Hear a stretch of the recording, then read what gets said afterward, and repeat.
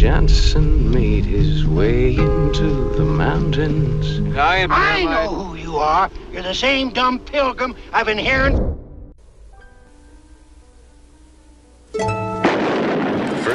Dès les toutes premières millions en minute, Jeremiah Johnson, 1972, plonge le public au cœur sauvage des montagnes rocheuses, là où un homme choisit de renoncer à la société civilisée pour recommencer sa vie. Plus de villes, plus de communautés, seulement l'immensité blanche de la neige, les bêtes prédatrices qui rôdent et les tribus autochtones, toujours prêtes à laisser éclater leur vengeance. Le film suit les pas de Jeremiah, interprété par Robert Redford, dans cette odyssée d'une dureté implacable, étranger maladroit dans la forêt.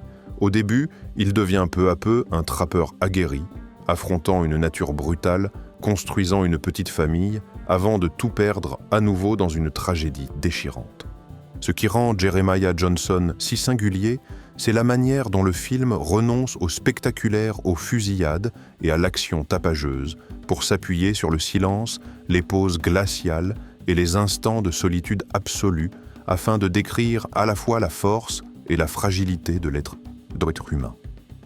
Chaque plan interminable, chaque montagne enneigée et impassible, chaque regard profond de Redford participe à raconter une véritable épopée tragique, celle d'un homme luttant contre la nature, contre la haine et contre la solitude qui ronge lentement son âme. Près d'un demi-siècle s'est écoulé pourtant, le film n'a rien perdu de son pouvoir, car derrière chaque image se cachent des secrets de tournage jamais révélés, un acteur enfermé avec un grizzly, vivant dans une cabane minuscule, un pari insensé du réalisateur pour empêcher le film de s'effondrer, et même la présence fantomatique d'un mangeur de foie humain entouré de légendes si sordides que l'équipe n'osait même pas en parler. Et ce n'est que le début d'une série de 20 faits étranges autour du film Jeremiah Johnson, 1972. Ne détournez pas le regard, cette vidéo va tout révéler. 1. Le modèle réel a été enterré vivant, puis s'est échappé d'une manière que personne n'aurait pu imaginer. Savez-vous que Jeremiah Johnson s'inspire d'un personnage réel, un homme redouté de l'Ouest, portant le surnom de Liver Eating Johnson? Mais son histoire n'a rien de celle que Hollywood a racontée. Elle est plus sombre, plus brutale, plus sauvage encore. Lors d'une expédition fatale, il tomba entre les mains de la tribu Blackfoot, un peuple farouche réputé pour ses châtiments atroces envers leurs ennemis. Ils ne l'exécutèrent pas sur le champ, ils choisirent une torture plus cruelle, encore, le ligotant l'enterrant vivant jusqu'au cou dans une hutte de neige, l'abandonnant au froid transperçant et à la faim qui le dévorait lentement. Le temps s'écoulait, heure après heure, minute après minute, comme une lame lui entaillant l'esprit. Mais Johnson refusa de mourir. En puisant une force monstrueuse dans le désespoir, il brisa ses liens, se jeta sur son gardien et le tua, avant d'accomplir un geste si sauvage que toute la frontière en fut hantée. Il coupa la jambe du cadavre, l'emporta et s'en servit de ration pour sa fuite. Sur plus de 200 miles de neige et de glace, il avança pas à pas mordant dans la chair gelée pour arracher sa vie aux mains de la mort. Au terme de cette marche macabre, Johnson parvint enfin à s'échapper du territoire Blackfoot et retrouva le chemin de son camp de chasse habituel. Il apparut comme un spectre corps déchiqueté, souffle chargé d'une odeur de sang et de chair humaine, regard embrasé de haine. Dès cet instant, il ne fut plus seulement un survivant. Il devint une légende vivante. La rumeur de cet homme, prêt à dévorer la chair de ses ennemis pour survivre, se répandit dans tout l'Ouest, faisant de lui une figure à la fois terrifiante et fascinante. On raconte même que les Blackfoot ne l'ont plus jamais sous-estimé. Pour eux, Johnson avait dépassé les limites humaines pour devenir une bête de chasse sous forme humaine. Ce passage trop barbare ne pouvait évidemment pas être montré par Sidney Pollack. Dans le film, Jeremiah Johnson n'est donc qu'une version plus noble, plus lyrique, mais toujours fondée sur une légende réelle d'une noirceur extrême. Et c'est précisément cette fuite effroyable qui a allumé l'étincelle d'un cauchemar qui allait durer des décennies. Une légende de mangeur de foie, qui fit trembler tout l'Ouest. La vie de l'homme surnommé Liver Eating Johnson ressemble à un mythe écrit avec du sang et de la vengeance. On raconte que tout commença lorsqu'il épousa une femme autochtone et fonda un petit foyer paisible dans les montagnes. Mais ce bonheur fragile s'effondra lorsqu'un jour, en rentrant de la chasse, il retrouva sa cabane incendiée et sa femme morte sous les cendres après un massacre perpétré par la tribu Crow. Dès ce moment, Johnson devint une bête traquée par la rage.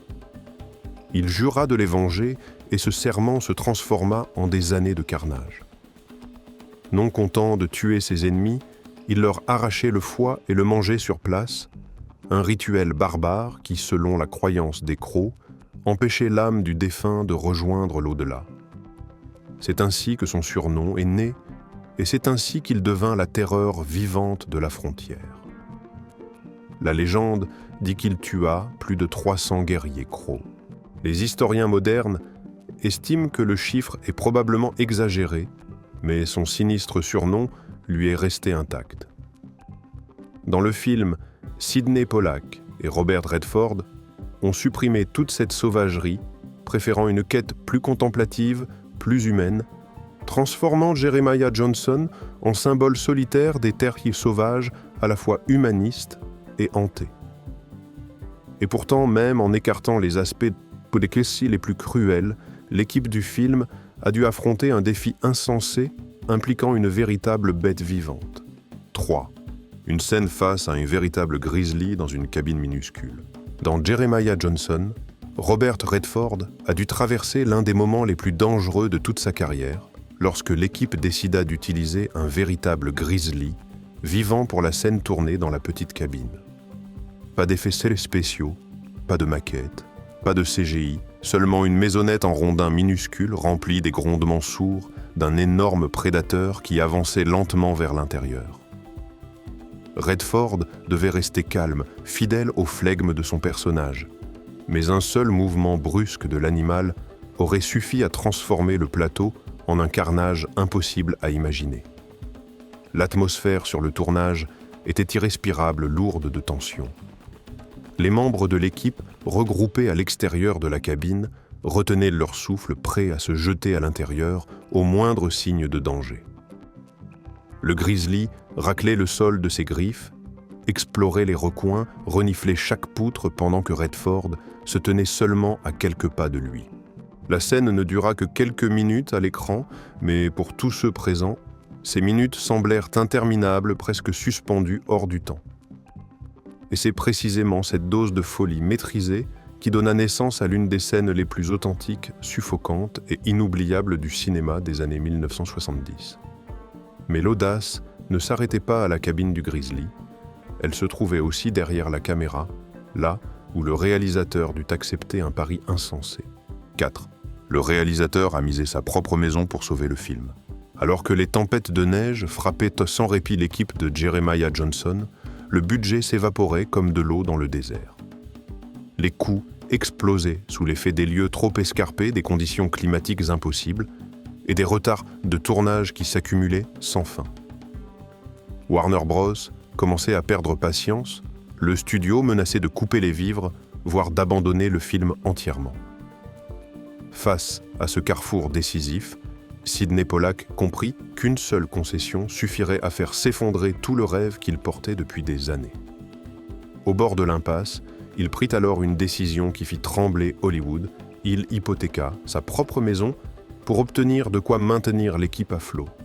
Ce geste n'était pas seulement un coup de poker désespéré, c'était une folie totale, un acte où il mettait en jeu son foyer, l'avenir de sa famille, simplement pour préserver l'âme d'un film qui menaçait de mourir à chaque tempête. Quand Jeremiah Johnson sortit enfin et devint un chef-d'œuvre, Pollack remporta son pari. Mais derrière cette victoire subsiste une vérité qu'on n'effacera jamais. Ce film a été payé au prix de la sécurité d'un homme. Et pourtant, les décisions déraisonnables ne s'arrêtèrent pas là. Elles s'étendirent jusque dans la salle d'écriture. 5. Le scénariste fut renvoyé plusieurs fois, mais resta irremplaçable. John Milius fut le premier à rédiger l'ébauche du scénario de Jeremiah Johnson. Il y apporta une voix rude, brute, empreinte de l'esprit des trappeurs-chasseurs et pionniers du XIXe siècle. Mais Warner Bros., obsédé par les profits et inquiet de voir un scénario trop difficile à vendre, le renvoya à plusieurs reprises, espérant trouver un scénariste plus docile, plus façonnable. Le studio fit venir de nombreux auteurs chevronnés, mais chacun d'eux échoua à restituer la langue âpre, le rythme lent et solennel, les dialogues simples mais lourds de sens que Milius savait créer. Aucun ne parvenait à capturer le souffle sauvage du monde qu'il décrivait. Ainsi, chaque fois qu'on le congédiait, on finissait par le rappeler, puis par le renvoyer à nouveau, et ainsi de suite. Ce jeu absurde de renvoi. Rappel dura jusqu'au moment où Warner Bros. Dut admettre la vérité, personne d'autre ne pouvait faire ce travail. Au final, le scénario qui avait été payé, une misère, rapporta à Milius près de 80 000 $. Une somme immense pour le début des années 1970. Mais pendant que son scénario survivait de justesse dans la vraie vie, la dépouille du véritable Johnson entamait un périple tout aussi étrange. 6. Des restes exhumés et ramenés dans la nature sauvage après 74 ans. John Liver Eating. Johnson termina son existence sanglante en 1900 et fut enterré simplement dans un cimetière réservé aux anciens combattants à Los Angeles. Pourtant, beaucoup n'ont jamais accepté l'idée qu'un homme lié à la montagne, à la neige et au sang puisse reposer au milieu d'une métropole bruyante. Il appartenait aux terres sauvages, là où ces légendes macabres avaient été écrites. En 1974, une campagne étonnante fut lancée par des élèves et leurs enseignants d'un lycée. Ils étaient convaincus que Johnson devait retourner dans les montagnes, et leur appel se propagea rapidement à travers le pays. Après de nombreux efforts, la décision fut prise. Ses restes seraient déplacés et transportés à Cody, dans le Wyoming. Lors de la cérémonie solennelle, une apparition inattendue fit taire toute l'assemblée Robert Redford. L'acteur qui avait incarné Jeremiah Johnson à l'écran était présent pour accompagner le personnage réel vers son dernier repos au cœur des montagnes qu'il avait autrefois dominées. Mais si dans la vraie vie, il retrouva la nature sauvage en coulisses, cette même montagne faillit bien être remplacée par un simple mur de studio. 7. Le film a failli n'être composé que de décors de studio. Dès les premières phases du projet Warner Bros., voulait que tout soit propre, contrôlé et économique. Le studio proposa de tourner Jeremiah Johnson entièrement en intérieur, sur des plateaux fermés avec des toiles peintes de la neige artificielle et des décors en carton-pâte. Pour eux, la majesté de la nature n'était qu'un élément visuel que l'on pouvait imiter sans se compliquer la vie. Mais Robert Redford refusa catégoriquement. Il savait que l'âme du film se trouvait dans les montagnes de l'Utah, où la nature n'était pas un décor, mais un personnage en soi. Avec Sidney Pollack, il persuada le studio qu'un tournage en extérieur coûterait même moins cher que de construire tout un monde fictif en atelier. Finalement, Warner Bros. Dut céder, et cette décision changea tout. Les chaînes montagneuses grandioses, les forêts ensevelies sous la neige et le ciel immense créèrent une atmosphère à la fois tragique et solitaire, quelque chose qu'aucun mur de studio n'aurait jamais pu reproduire. Jeremiah Johnson devint alors plus qu'un film, un fragment authentique et vibrant de la vie en montagne. Pourtant, même en choisissant l'Utah, l'équipe se retrouva face à une autre polémique lorsqu'il fallut trouver l'actrice incarnant l'épouse autochtone de Johnson. 8. 200 femmes autochtones auditionnent, mais le rôle revient à une actrice qui ne l'est pas du tout. Pour préparer Jeremiah Johnson, l'équipe voulait choisir une véritable femme autochtone pour jouer Swan, l'épouse amérindienne du protagoniste. Ils organisèrent donc un casting exceptionnel, plus de 200 femmes, issues de nombreuses tribus, se présentèrent espérant voir leur culture représentée à l'écran. Mais le résultat surprit tout le monde et provoqua une vive controverse. Le rôle fut attribué à Dell Bolton, une jeune femme qui n'avait absolument aucune ascendance autochtone. Son visage délicat, son regard sauvage et son jeu naturel lui permirent de surpasser toutes les autres candidates. Toutefois, pour tenir le rôle, Bolton dut apprendre patiemment la prononciation de la langue Flathead, répétant chaque syllabe de manière quasi mécanique.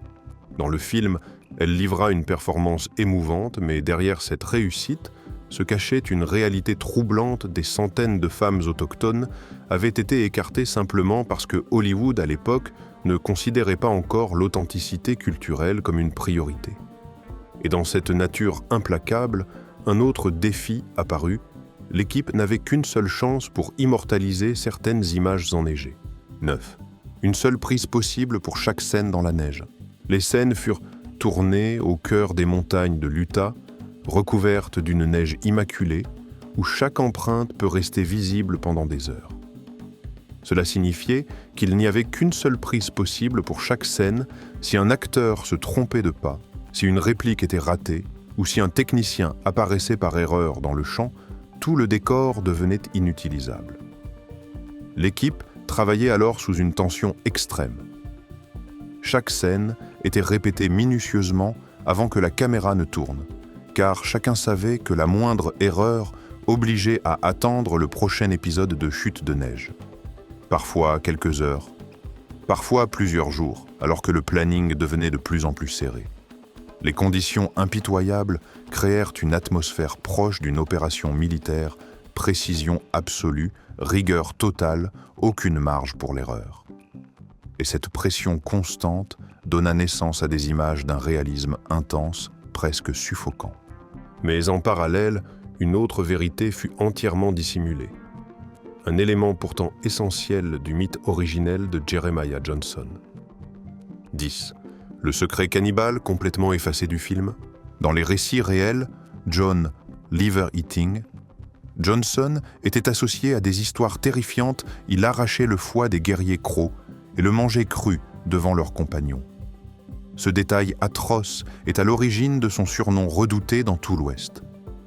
Mais Sydney Pollack savait qu'une telle scène transformerait immédiatement le film en cauchemar pour le public des années 1970 et provoquerait à juste titre un tollé auprès des communautés autochtones.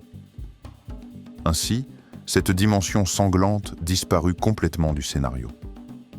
Dans le film, Jeremiah Johnson n'est plus un vengeur sanguinaire, mais un homme silencieux, solitaire, tentant de survivre dans une nature glaciale tout en conservant la sympathie du spectateur. Cette version s'éloigne de la brutalité historique, mais ouvre une nouvelle voie, transformer une histoire de survie en un hymne profondément humain. Et parce que Hollywood choisit d'édulcorer ce passé macabre, une opportunité inattendue se présenta à un duo que personne n'aurait imaginé, voire associé au projet. 11. Le rôle principal a failli revenir à Clint Eastwood et à Sam Peckinpah. Vous ne vous en doutez peut-être pas, mais avant que Robert Redford et Sydney Pollack ne s'emparent du projet Jeremiah Johnson, avait été confié à Clint Eastwood sous la direction de Sam Peckinpah, le maître incontesté des films sanglants et ultra-violents comme The Wild Bunch. Si ce scénario s'était concrétisé, le film aurait probablement été une fresque sauvage et brutale, un véritable opéra de violence totalement différent de la version que nous connaissons aujourd'hui. Cependant, Eastwood et Peckinpah se heurtèrent rapidement l'un à l'autre. Deux égos immenses, deux tempéraments incontrôlables et aucune volonté de céder. Le projet s'effondra avant même de dépasser le stade des discussions. Warner Bros. Dut alors tout reprendre à zéro et c'est à ce moment précis que Redford et Pollack entrèrent en scène. Ce changement bouleversa entièrement le destin du film, transformant ce qui aurait pu être une épopée sanglante en un voyage intérieur solitaire et tragique. Mais même avec Redford et Pollack à la barre, la bataille n'était pas terminée. Dans la salle de montage les attendait une épreuve encore plus redoutable. 12. 7 mois de montage ont transformé la salle de post-production en véritable champ de bataille. Bien que le scénario paraisse simple, Jeremiah Johnson plongea la salle de montage dans une guerre d'usure de 7 mois et demi. Des heures et des heures d'images montraient Robert Redford marchant seul dans la neige, s'asseyant silencieusement près du feu ou contemplant l'immensité des vallées. Mal assemblées, ces scènes se seraient changées en une succession interminable de plans monotones capable d'endormir n'importe quel spectateur. Mais si l'on trouvait le bon rythme, ces silences devenaient une force comme un chant majestueux de la nature et de la solitude. Sidney Pollack et le monteur Thomas Stanford durent disséquer chaque plan testé des dizaines de combinaisons, rechercher une nouvelle respiration cinématographique, un tempo lent retenu mais chargé de tension et d'émotion. Ce travail titanesque permit finalement au film de trouver son âme une œuvre calme mais oppressante, silencieuse mais profondément obsédante. À peine cette bataille achevait une autre, encore plus démesurée, commençait dans la vraie vie. 13. Le directeur artistique a parcouru 26 000 miles en voiture pour trouver les paysages parfaits. Pour offrir au film sa beauté sauvage et monumentale, le directeur artistique Ted Howarth entreprit une quête insensée, parcourir l'Utah en voiture, sur plus de 26 000 miles, soit presque un tour complet de la Terre.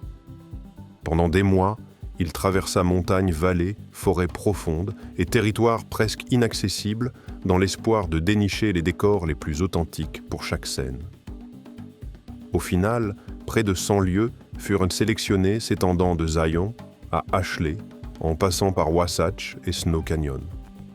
Chaque paysage visible à l'écran n'était pas un simple décor, mais une véritable personnalité. Certains respiraient d'eau la solitude d'autres, l'âpreté d'autres encore, une beauté presque mystique. Grâce à cet effort colossal, la nature devint un personnage à part entière, vivant puissant et aussi mémorable que n'importe quel acteur.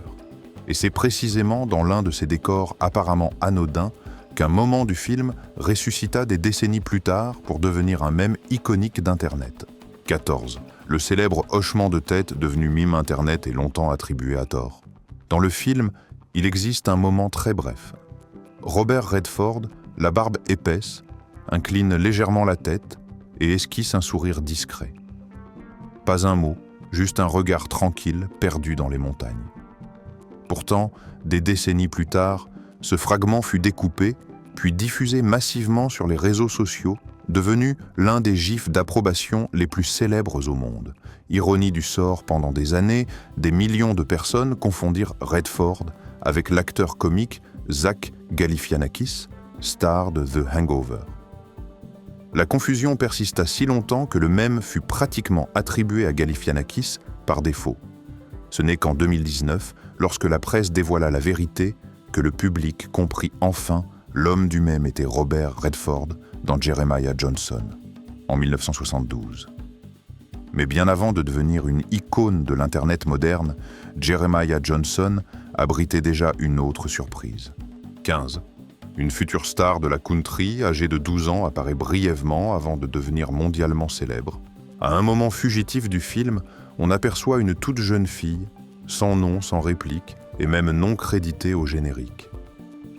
Peu de spectateurs savent qu'il s'agissait de Tanya Tucker, âgée de 12 ans, seulement encore totalement inconnue à l'époque, mais qui, 1 an plus tard, allait exploser sur la scène américaine avec le tube Delta Dawn. De cette apparition éphémère, Tucker devint l'une des plus jeunes voix à dominer la musique country. Au fil de sa carrière, elle accumula les récompenses, enchaîna les disques à succès et finit par entrer au Country Music Hall of Fame. Rétrospectivement, son passage dans Jeremiah Johnson ressemble à une bande-annonce du destin annonçant la naissance imminente d'une légende. Et tandis que la carrière de Tucker s'envolait la véritable figure de Jeremiah Johnson, elle continuait de porter un passé si sombre que beaucoup n'osaient même pas l'évoquer. 16. L'homme qui avait déserté l'armée après avoir frappé un officier de la marine. Avant de devenir le nom qui semait l'effroi dans l'Ouest américain, John Liver Eating, Johnson n'était qu'un jeune marin dans la marine des États-Unis. Mais son destin bascula lors d'un accès de colère. Il asséna un coup de poing en plein visage à un officier supérieur. Dans l'armée, un tel acte n'était pas seulement un geste violent, mais un crime de rébellion impardonnable. Sachant que la punition serait terriblement sévère, Johnson choisit de déserter. Il disparut, des rangs, changea d'identité et s'enfuit pour échapper au mandat d'arrêt. Dès cet instant, il ne fut plus John Garrison, mais John Johnston, un nouveau nom pour une vie d'errance et de survie aux confins du territoire. Mais même après avoir fui l'armée, Johnson ne pouvait échapper au destin qui allait le transformer en figure mythique, nourrie par un chiffre terrifiant, 17. Le chiffre de 300 ennemis tués n'est peut-être qu'une exagération. La légende raconte que Johnson aurait tué plus de 300 guerriers Crow pendant sa longue vendetta de 25 ans. Ce nombre résonne comme une condamnation à mort pour un peuple entier, faisant de lui le symbole ultime de la vengeance. Un cauchemar vivant errant dans les plaines de la frontière. On murmurait que chaque embuscade, chaque rencontre finissait dans un bain de sang. Cependant, de nombreux historiens ont réexaminé ces récits et pensent aujourd'hui que le chiffre de 300 est sans doute le produit d'une imagination collective amplifiée par la tradition orale. Aucune preuve solide ne confirme qu'il en ait tué autant, mais les rumeurs seules suffirent à le transformer en légende. Une créature à moitié homme à moitié fantôme qui inspirait la peur dans toute la région sauvage. Qu'il s'agisse de vérité ou d'exagération, cette construction mythique a permis à l'image de Johnson de dépasser la réalité, devenant un cauchemar éternel. Et tandis que la légende réelle se nourrissait de sang et de terreur derrière les coulisses du film, une autre surprise inattendue émergeait, inspirée cette fois par la musique composée par deux amateurs téméraires. 18. La bande originale née de deux acteurs novices venus avec leur cassette d'audition. Alors que l'équipe de Jeremiah Johnson cherchait désespérément un compositeur, deux jeunes acteurs, Tim McIntyre et John Rubinstein, se présentèrent avec une simple cassette démo. Ils n'étaient ni musiciens reconnus ni compositeurs professionnels, mais osèrent frapper à la porte de Sydney Pollack. Personne ne se doutait que cette audace allait changer le destin du film. Dès que la musique retentit, Pollack comprit qu'il venait de trouver la voix des montagnes, simple, mélancolique, mais profondément puissante. McIntyre interpréta lui-même certaines chansons, tandis que Rubinstein apporta sa sensibilité classique aux arrangements. Ensemble, ils créèrent une bande-son unique empreinte d'émotions brutes qui accompagna parfaitement la solitude et la dureté du périple de Jeremiah Johnson. Cette musique traversa même l'Atlantique et inspira l'un des personnages de bande dessinée les plus marquants de l'Italie moderne. 19. Le personnage italien de bande dessinée Ken Parker était né grâce à ce film. En 1977, les lecteurs italiens découvrirent pour la première fois Ken Parker, un cow-boy totalement différent du héros traditionnel. Ni tireur infaillible, ni figure triomphante. Ken Parker était un trappeur silencieux, introspectif, en quête d'harmonie avec la nature, tiraillé entre le bien et le mal. La source d'inspiration de Ken Parker n'était autre que l'interprétation de Robert Redford dans Jeremiah Johnson. Le film avait inauguré un nouveau type d'héros solitaire philosophique profondément humain. Cette vision déclencha une véritable révolution dans la BD italienne, donnant naissance à l'un des personnages les plus aimés et les plus influents, dont l'héritage perdure depuis des décennies. Et tout cela prit racine dans un moment historique, lorsque pour la première fois, un western se retrouva sur le tapis rouge de Cannes. 20. Le premier western qui força Cannes à ouvrir son tapis rouge. Le 7 mai 1972, Jeremiah Johnson fut présenté au Festival de Cannes. Un événement qui transforma à jamais la perception mondiale du western. Jusqu'alors, le genre était considéré comme mineur, trop populaire, trop simple, indigne d'une scène artistique aussi prestigieuse. Mais lorsque Jeremiah Johnson fut projeté, Cannes dut s'incliner. Son histoire de solitude et de survie humaine au cœur d'une nature immense transcenda les frontières du divertissement pour devenir une œuvre cinématographique chargée de sens et de philosophie. L'événement ébranla les préjugés d'un monde entier et éleva le western au rang d'art véritable. À partir du moment où il foula le tapis rouge, Jeremiah Johnson ne fut plus seulement un film, il devint un jalon historique prouvant que même le genre le plus sous-estimé pouvait atteindre les sommets de l'expression artistique. Aujourd'hui encore, Jeremiah Johnson reste un chef-d'œuvre intemporel, où la majesté des paysages et la lutte intérieure d'un homme se fondent en une épopée inoubliable.